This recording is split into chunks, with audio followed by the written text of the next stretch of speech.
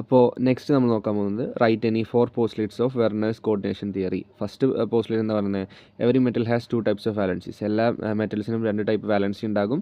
Primary വാലൻസിയും അതുപോലെ secondary വാലൻസിയും. പ്രൈമറി വാലൻസി എന്താണ്? അയണൈസബിൾ ആണ്. സെക്കൻഡറി വാലൻസി എന്താണ്? നോൺ അയണൈസബിൾ ആണ്. പ്രൈമറി വാലൻസി സാറ്റിസ്ഫൈ ചെയ്യുന്നത് നെഗറ്റീവ് അയോൺ ആണ്. സെക്കൻഡറി വാലൻസി സാറ്റിസ്ഫൈ ചെയ്യുന്ന ആരാണ്? ന്യൂട്രൽ അല്ലെങ്കിൽ നെഗറ്റീവ് അയോൺ. പ്രൈമറി വാലൻസീസ് എന്താ നമുക്ക് തരിക? ഓക്സിജൻ സ്റ്റേറ്റ് ആണ് നമുക്ക് തരിക.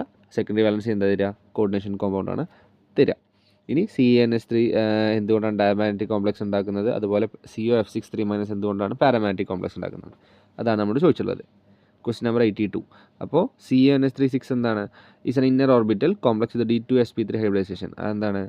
CnH3 ഹൈബ്രിഡൈസേഷൻ എന്ന് പറയുന്നത് D2sp3 ആണ്. അത് എല്ലാതും എന്താണ്? പെയർഡ് ആണ്.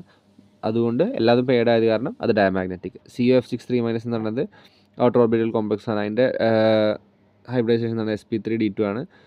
അത് അവിടെ എന്തുണ്ട്? അൺപെയർഡ് ഇലക്ട്രോൺ ഉണ്ട്. അൺപെയർഡ് ഇലക്ട്രോൺ ഉണ്ടായത് കാരണം അത് എന്ത് കോംപ്ലക്സ് ആയി? പാരാമാഗ്നറ്റിക് കോംപ്ലക്സ് ആയി മാറി. നെക്സ്റ്റ് ഡി ഓർബിറ്റലിൻ്റെ ഒക്ടാഡൽ സ്പ്ലിറ്റിങ്ങും അതുപോലെ ടെട്രാഡൽ സ്പ്ലിറ്റിങ്ങും ആണ് ഈ ഫിഗറിൽ കാണിച്ചിട്ടുള്ളത്. അവിടെ ഡെൽറ്റ എന്ന് കാണിക്കുന്നത് അവരുടെ ഈ ഓർബിറ്റൽ EG ഓർബിറ്റൽ അതുപോലെ T2G ഓർബിറ്റൽ എന്ന് പറയുന്ന 2 ഓർബിറ്റൽ തമ്മിലുള്ള എനർജി ഡിഫറൻസ് ആണ് ഡെൽറ്റ വെച്ച് റെപ്രസെൻ്റ് ചെയ്തിട്ടുള്ളത്.